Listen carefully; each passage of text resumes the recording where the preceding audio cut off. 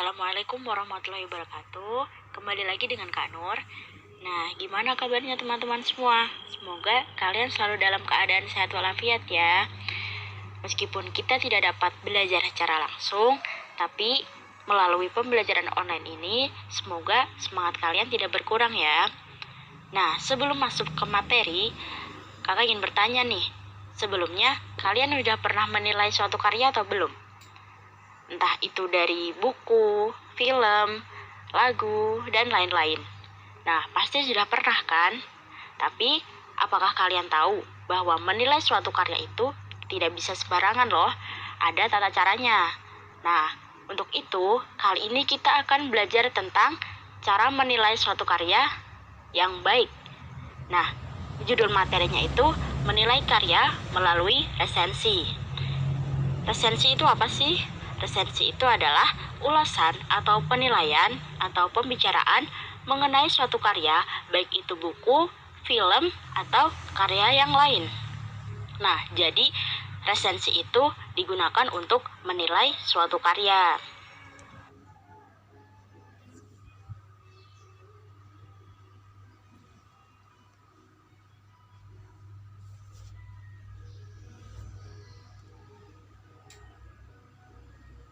Setelah mengetahui apa itu resensi, sekarang kita harus mengetahui apa tugas dari penulis resensi itu sendiri. Nah, tugasnya yaitu untuk memberikan gambaran kepada pembaca mengenai suatu karya, apakah karya itu layak atau tidak untuk dibaca.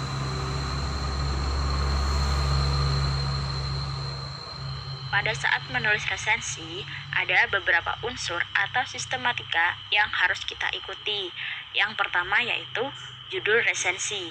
Ini sangat penting untuk memberitahu pembaca tentang gambaran umum suatu karya yang akan kita bahas. Yang kedua yaitu identitas buku yang diresensi. Kenapa kita harus memberikan identitas buku? Yaitu agar pembaca mengetahui seluk-beluk buku yang kita bahas itu. Yang ketiga yaitu pendahuluan. Nah, dalam pendahuluan ini kita akan memperkenalkan pengarang, tujuan pengarang buku, dan informasi-informasi lain sebagai pengantar sebelum kita masuk ke inti resensinya. Nah, yang keempat yaitu inti atau isi resensi. Di sini adalah bagian yang paling penting dalam sebuah resensi. Yang kelima yaitu keunggulan buku. Yang keenam yaitu kekurangan buku. Kenapa ada keunggulan dan kekurangan? Karena inti dari resensi adalah memberikan penilaian. Jadi, ketika kita mengetahui keunggulan atau kekurangan, maka dari situ kita telah memberikan penilaian kita. Nah, yang terakhir yaitu penutup. Biasanya di dalam penutup itu terdapat kesimpulan dari si penulis resensi tentang kelayakan sebuah karya itu. Misalkan kita meresensi sebuah buku, berarti apakah buku itu layak atau tidak untuk dibaca oleh orang banyak. Sistematika yang ada dalam resensi harus kita patuhi ya teman-teman. Untuk apa?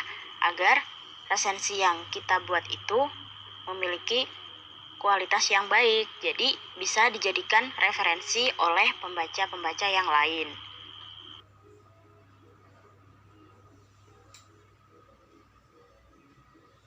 Selanjutnya kita akan membahas tentang kaidah-kaidah kebahasaan dari teks resensi. Beberapa di antaranya yaitu yang pertama, banyak menggunakan konjungsi penerang. Contohnya seperti bahwa, yakni, yaitu. Yang kedua, banyak menggunakan konjungsi temporal. Contohnya sejak, semenjak, kemudian, akhirnya. Yang ketiga, banyak menggunakan konjungsi sebab akibat atau kausalitas.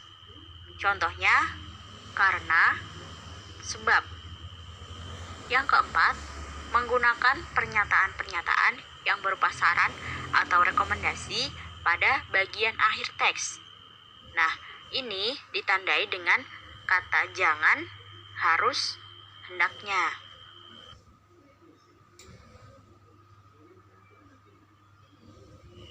Ketika kalian ingin menulis sebuah resensi, maka kalian juga harus tahu apa tujuan-tujuan dalam penulisan resensi tersebut.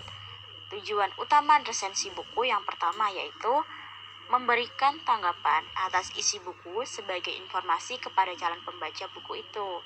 Jadi, di sini kita memberikan pendapat dan penilaian terhadap suatu karya sehingga calon-calon pembaca nanti dapat mengetahui gambaran dan kualitas karya tersebut. Selain itu, yang kedua yaitu sebagai umpan balik bagi penulis buku untuk menyempurnakan isi bukunya pada edisi terbitan yang berikutnya. Jadi, resensi juga bisa menjadi acuan atau motivasi bagi si penulis buku untuk memperbaiki karyanya.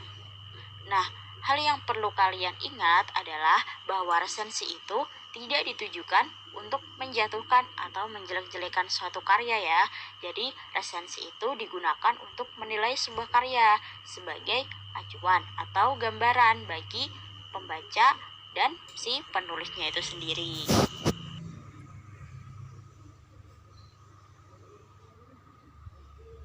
Ada berbagai jenis karya yang dapat kita resensi.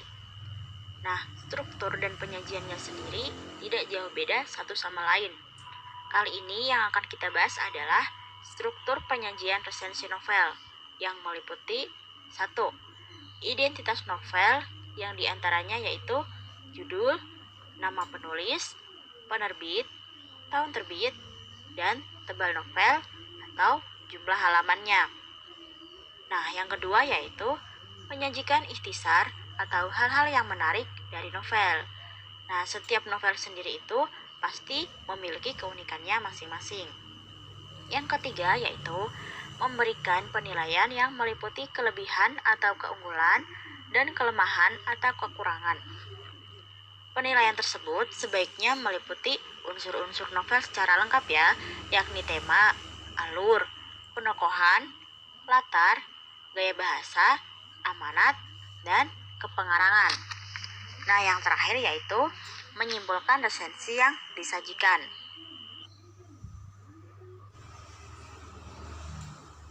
Sebelum menulis resensi, ada beberapa syarat yang harus dipenuhi oleh calon peresensi. Nah, syarat-syarat tersebut diantaranya yaitu yang pertama, penulis harus memiliki pengetahuan di bidangnya. Artinya, jika seorang penulis akan meresensi sebuah novel, maka ia harus memiliki pengetahuan tentang teori novel dan perkembangannya. Selanjutnya, yang kedua yaitu penulis harus memiliki kemampuan menganalisis. Sebuah buku atau novel terdiri dari unsur internal dan eksternal, atau yang lebih dikenal dengan unsur intrinsik dan ekstrinsik. Seorang penulis harus mampu menggali unsur-unsur tersebut. Yang ketiga atau yang terakhir yaitu seorang penulis resensi juga dituntut untuk memiliki pengetahuan dalam acuan yang sebanding. Artinya, penulis akan membandingkan sebuah karya lain yang sejenis. Dengan demikian, ia akan mampu menemukan kelemahan dan keunggulan sebuah karya.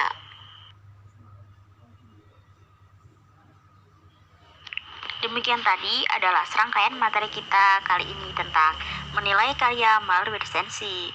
Bagaimana? Mudah bukan materinya? Nah, untuk mengukur pemahaman kalian tentang materi kita kali ini, kakak akan mengirimkan beberapa latihan soal. Nah, semoga apa yang sudah kakak berikan kali ini dapat bermanfaat bagi kalian ya. Tetap semangat dan jaga kesehatan.